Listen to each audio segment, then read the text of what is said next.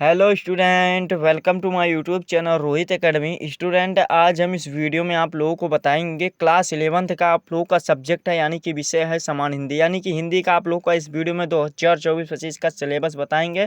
And आप लोगों का कितना नंबर कहां से आएगा ये भी बताएंगे। आप लोगों का जो पूर्णांक 100 है उसका हम संपूर्ण तरीके से आप लोगों को इस वीडियो में बताएंगे एंड समझाएंगे। आप लोग वीडियो के अंत तक बने रहिएगा। चलिए बिना देरी किए हो शुरू करते हैं। देखिए बाबू, आप लोगों को जो प्रश्न पत्र यानी कि जो देखिए आप लोगों को पेपर भी बता दे रहे हैं किस प्रकार से किस बेसिक पे आएगा। पेपर आप लोगों का आता है 100 नंबर का, हर बार आता है, इस बार भी आएगा। और समय आप लोगों को दिया जाता है 3 घंटा, 3 घंटे दिए जाते हैं, ठीक है। और पेपर 2 खंडों में विभक्त होता है। दो दो खंड कौन कौन से होते हैं इसको भी समझ लो पहले 1 मिनट के लिए। देखो क्या क्या है। खंड आ में रहेंगे गद्य पद्य, खंड काव्य और नाटक और कहानी रहेगा जो कि 50 नंबर का रहता है, ठीक है बाबू। और फिर देखो खंड जो खा रहता है, यानी कि का वाला हो गया, खा वाला संस्कृत के गद्य पद्य रहते हैं। और निबंध रहते हैं काव्य सौंदर्य के तत्व, संस्कृत एवं हिंदी व्याकरण के पत्र लेखन रहते हैं। यही सब दिए जाते हैं। तो ये आप लोग का 100 नंबर हो जाएगा। देखिए आप लोगों को इस वीडियो में कितना नंबर कहाँ से किस चैप्टर से आएगा, किस कहाँ से आएगा ये बताएंगे। और हाँ, कितना कौन कौन सा अध्याय पढ़ना है आप लोगों का, कौन कौन सा कट गया है, ये बिल्कुल इस वीडियो में बता देंगे।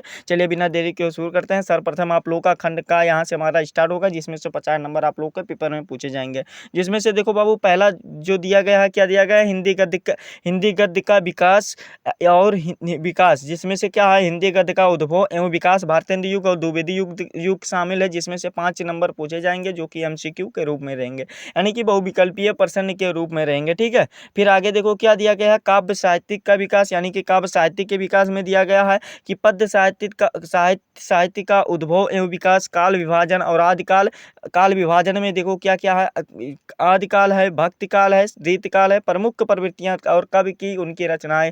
ये भी 5 नंबर का दिया गया है। यानी कि टोटल आप लोग का जो MCQ पूछा जाएगा कितना नंबर का, 10 नंबर का क्वेश्चन पूछा जाएगा यहाँ पर, ठीक है। कितना नंबर का MCQ पूछा जाएगा बाबू, 10 नंबर का MCQ पूछा जाएगा, गद्य और पद्य मिला करके, ठीक है। देखो ये MCQ 10 नंबर हो जाएगा। फिर आगे देखो तीसरे नंबर पे हमारा क्या आ जाएगा, पाठ्यक्रम पर निर्धारित गद्यांशों पर आधारित 5% दिए जाएंगे, जिसका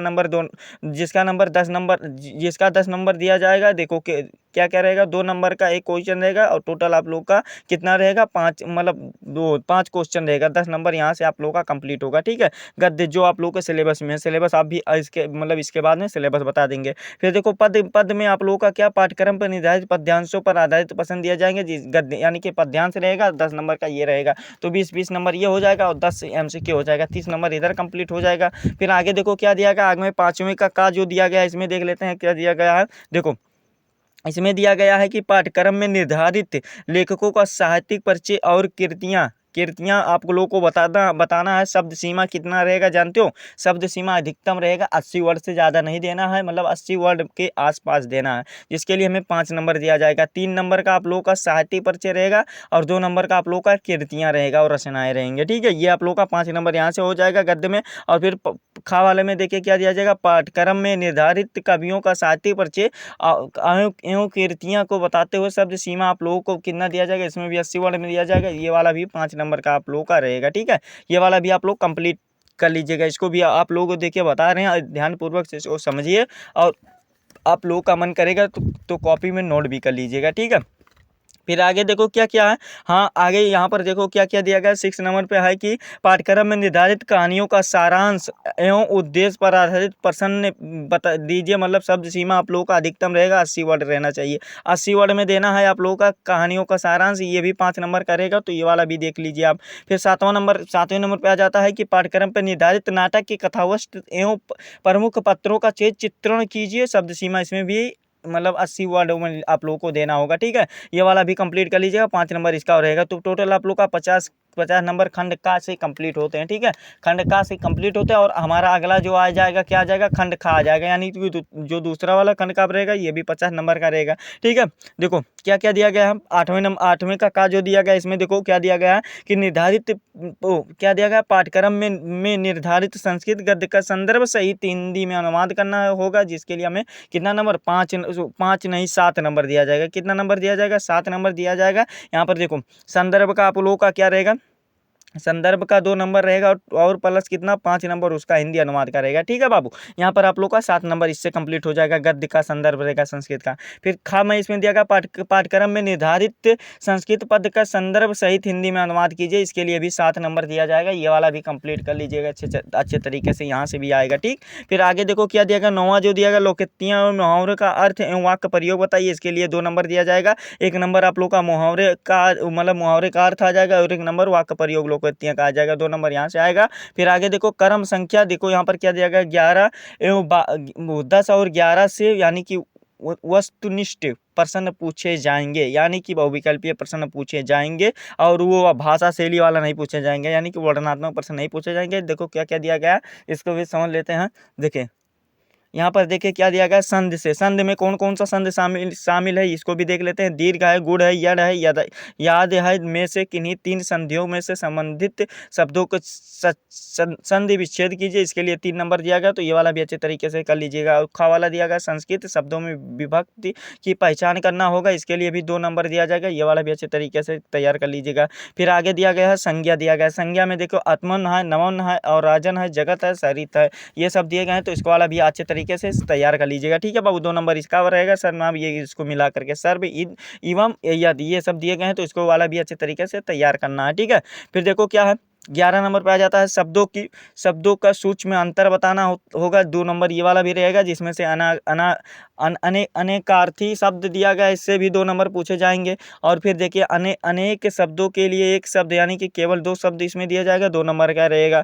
फिर वाक्यों में टूटी मार्जन, यानी कि टूटी मार्जन में क्या क्या रहेगा, लिंग रहेगा, वचन रहेगा, कारक रहेगा, काल रहेगा एवं वर्तनी संबंधित टूटियां दिए जाएंगे, उसको सही रूपों में लिखना होगा, जिसके लिए 2 नंबर इससे भी आएगा। फिर काव्य संदर्भ की बात की जाएगी तत्व की, तो इसमें रहेगा रस में कौन कौन से रस आ जाएंगे, श्रृंगार, करुण और हास्य रस और वीर रस एवं शांत रस के लक्षण एवं उदाहरण पूछे जाएंगे। 2 नंबर का पूछे जाएगा, मतलब इसी में से पूछे जाएगा। 2 नंबर का क्वेश्चन रहेगा। ठीक, फिर अलंकार में क्या आ जाएगा, अलंकार में शब्दालंकार, अनुप्रास, यमक, सलेश, लक्षण अथवा उदाहरण बताना होगा। 2 नंबर का ये भी पूछा जाएगा। और अर्थालंकार में देखिए क्या क्या पूछा, उपमा, रूपक, उत्प्रेक्षा और भ्रांत, मान एवं संदेह के लक्षण अथवा उदाहरण पूछे जाएंगे।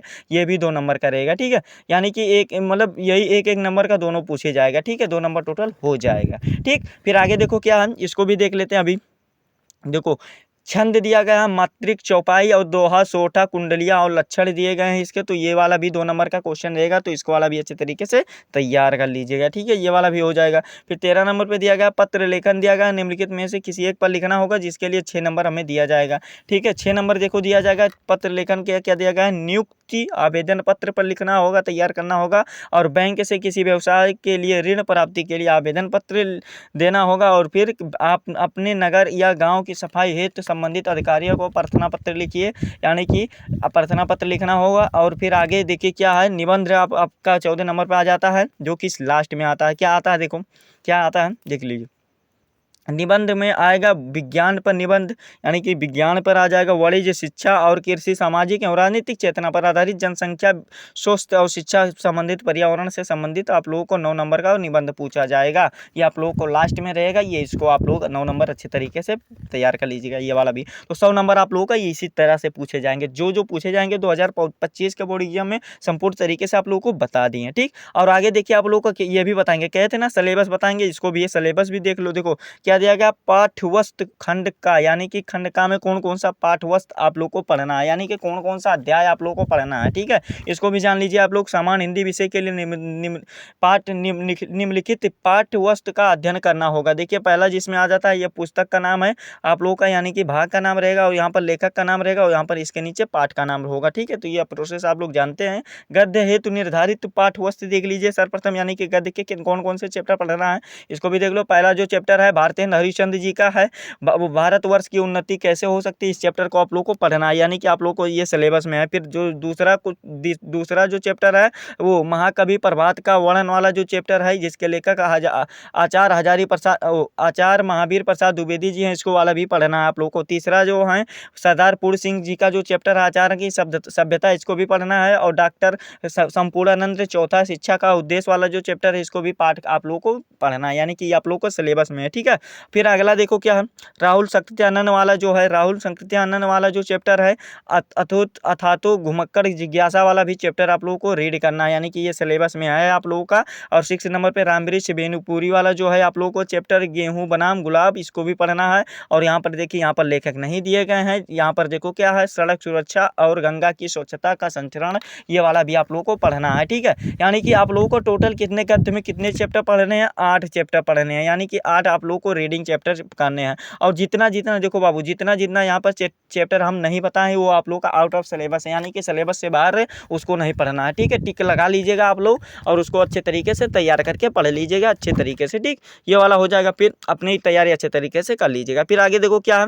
काव्य हेतु निर्धारित पाठ्यवस्तु, यानी कि कौन कौन से पद में आप लोगों को चैप्टर पढ़ना है, इसको भी अभी देख लो बाबू। देखो क्या क्या दिया गया, संत कबीरदास जी वाला पहला चैप्टर है, साखी पदावली वाला चैप्टर आप लोगों को रीड करना है, यानी कि पढ़ना है, ठीक है। और फिर आगे देखो चैप्टर क्या है, इसको भी देख लेते हैं। देखो दूसरा चैप्टर है सूरदास जी वाला चैप्टर, विनय वतलस और भ्रमर गीत वाला भी चैप्टर आप लोगों को पढ़ना है, पाठ पढ़ना है। फिर तीसरा है गोस्वामी तुलसीदास वाला भी अध्याय आप लोगों को पढ़ना है, जिसका नाम है भरत महिमा और कवितावली, गीतावली, दोहावली, विनय पत्रिका, इन सभी को पढ़ना है। फिर कविवर बिहारी वाला जो आप लोग का अध्याय है, भक्ति एवं श्रृंगार वाला भी अध्याय आप लोग को रीड करना है, यानी कि पढ़ना है, ठीक है। महाकवि भूषण वाला जो है, शिवाशोर छात्रशाला परिषद, ये वाला भी चैप्टर आप लोग को पढ़ना है, ठीक है। ये वाला भी, और कविवर बिहारी वाला, भक्ति श्रृंगार वाला, यानी कि सभी को पढ़ना है ये वाला, ठीक। फिर अगला जो आ जाता है कथा साहित्यिक हेतु निर्धारित पाठ्यवस्तु, आप लोग का प्रेमचंद आ जाता है, बलिदान वाला भी पढ़ना है। जयशंकर प्रसाद जी का जो आकाशदीप है, इसको पढ़ना है। यशपाल जी का जो आप लोग का समय है, इसको पढ़ना है,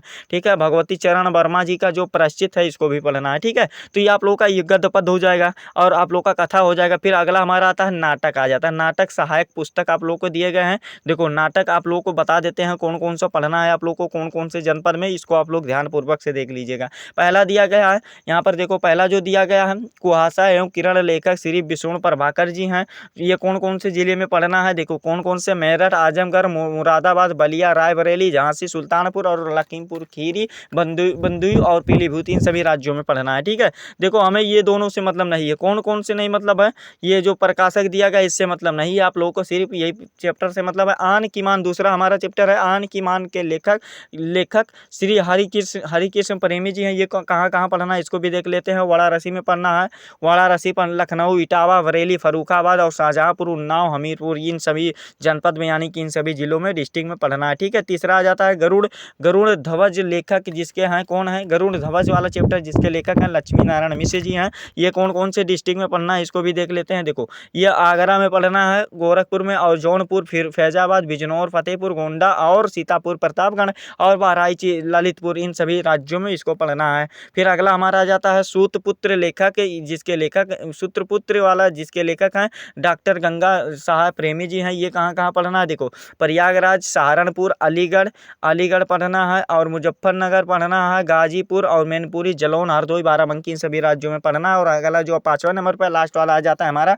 कि राजमुकुट के लेखक हैं श्री व्यतीत हृदय जी हैं। ये कहाँ कहाँ पढ़ना है, देखो ये कहाँ कहाँ पढ़ना है, कानपुर में पढ़ना है, बुलंदशहर जनपद में पढ़ना है, मथुरा डिस्ट्रिक्ट में पढ़ना है, बस्ती जनपद में पढ़ना है, मिर्जापुर में पढ़ना है और यहाँ पर देखो देवरिया में पढ़ना है, बांदा और रामपुर में, इन सभी डिस्ट्रिक्ट में पढ़ना है, ठीक है। ये वाला भी आप लोग यहाँ पर ध्यानपूर्वक से इसको देख लीजिएगा। संपूर्ण तरीके से आप लोग को बता दिए, देखिए यही आप लोग का सिलेबस था जो आप लोग को संपूर्ण तरीके से बता दिया। और हाँ, अभी रही संस्कृत के बाद, संस्कृत का चैप्टर आप लोग को यही आप लोग को 6 चैप्टर पढ़ना है। जो वंदना है संस्कृत का चैप्टर, इसको पढ़ना है, परियागा को पढ़ना है, सदाचार उपदेश वाला पढ़ना है, सदाचार उपदेश वाला और हिमालय वाला पढ़ना है, गीता मृतम वाला पढ़ना है और ये वाला भी पढ़ना है, लोक तपस्या करुणा, ये वाला भी चैप्टर पढ़ना, ठीक है। जो कि संपूर्ण तरीके से आप लोग को बता दी। यही आप लोग का सिलेबस था और आप लोग का यही कितना नंबर कहाँ से आएगा, मॉडल पेपर भी कह सकते हैं, मॉडल पेपर भी यही था क्लास 11 का, कक्षा 11 का, ठीक है। जो कि आप लोग को हमारे द्वारा आप लोग को इस वीडियो में संपूर्ण तरीके से बताया गया, समझाया गया। और हाँ,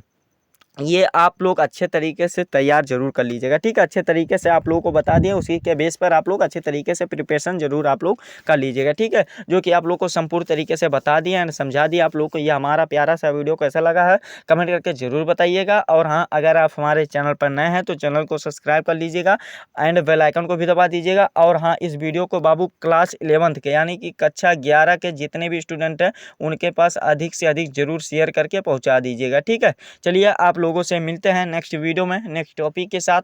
तब तक के लिए जय हिंद, जय भारत, वंदे मातरम।